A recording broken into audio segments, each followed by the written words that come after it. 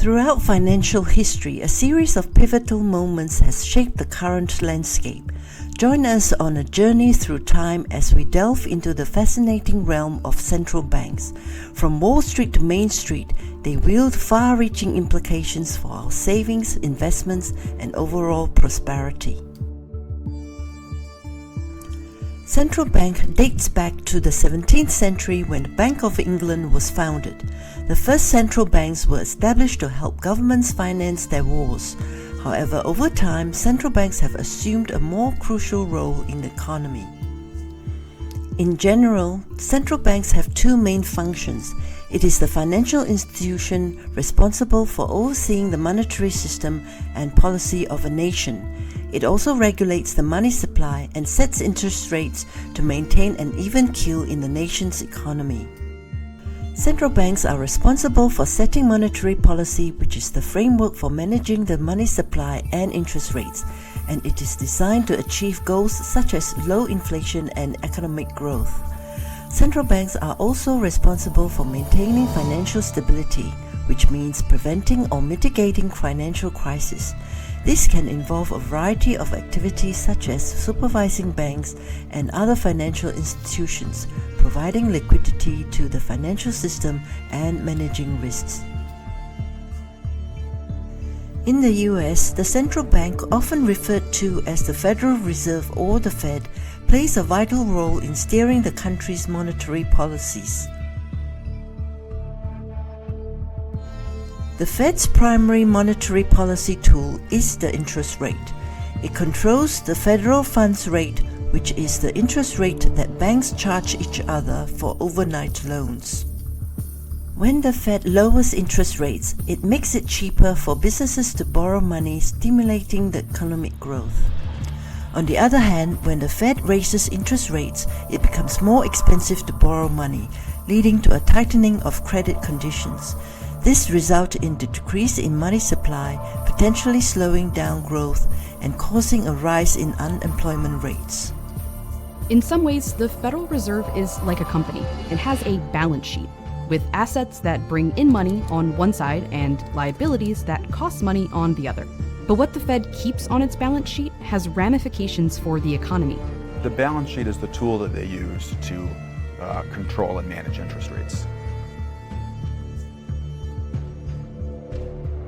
In the 1970s, inflation was devouring the value of currencies worldwide. As prices soared and economies faltered, central banks sought to tame this monster through interest rates. In the US, the inflation rate was as high as 14% in 1974. The Federal Reserve under Paul Volcker took a series of steps to bring inflation under control by raising interest rates up to 20%. His policies were successful but later led to a recession.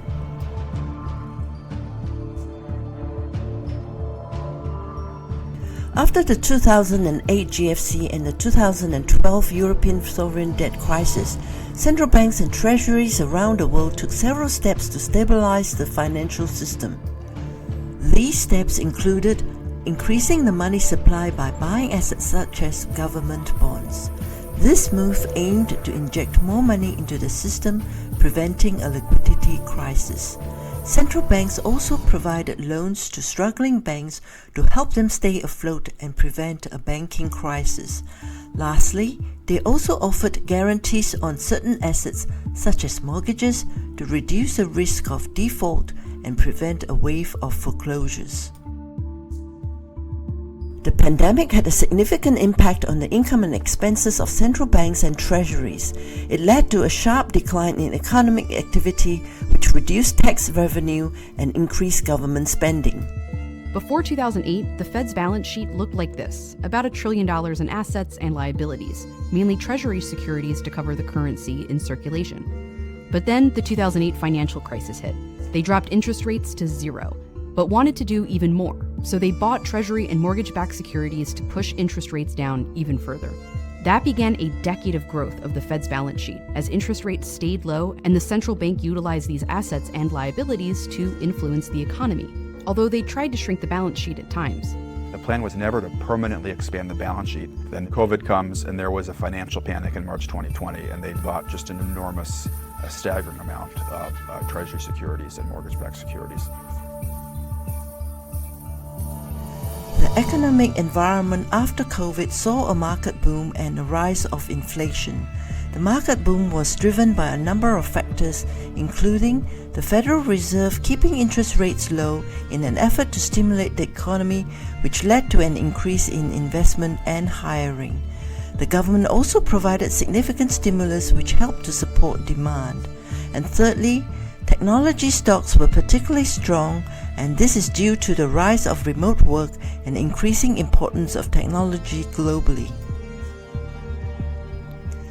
However, the market boom has come to an end and inflation has been rising. It is at a 40-year high, and the Federal Reserve is raising interest rates in an effort to bring it under control. The Fed is also reducing balance sheet through quantitative tightening.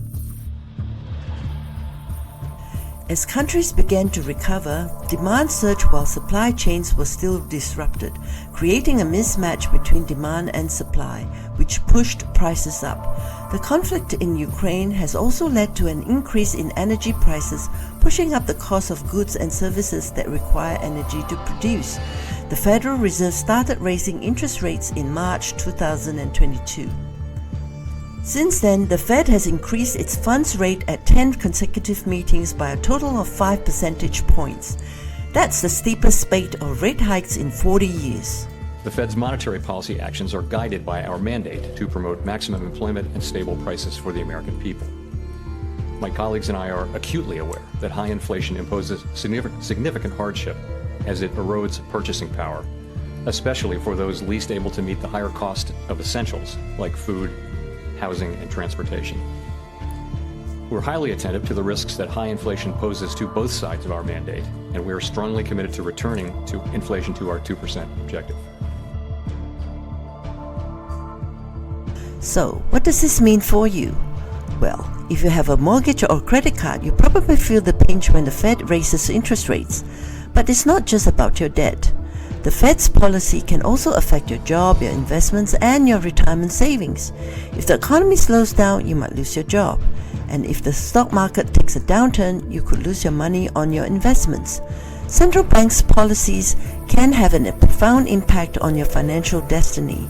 However, by understanding how these policies work, you can make informed decisions about your finances and protect yourself from the risks. The global macroeconomic landscape is changing rapidly. Rising inflation, the ongoing conflicts like the war in Ukraine, and the looming recession risk has prompted many to explore alternative ways to safeguard their wealth. One such option gaining attention is cryptocurrency, a digital or virtual currency secured by cryptography. While cryptocurrency represents an interesting opportunity and offers potential benefits such as decentralization and improved financial inclusion, it is essential to recognize that it is not a panacea that will automatically reset the old and broken financial system. As the world increasingly adopts digital transactions, even central banks are also exploring the concept of digital currencies. The huge debt level is forcing central banks to consider CBDC to reset the global financial system and create a new monetary order. Ultimately, the global monetary system is undergoing a transformation and the implications are still unfolding. It is crucial to approach all these financial narratives with a balanced perspective and closely monitor and understand the dynamic interplay between all these factors to prepare for a future where money may take on new forms and functions.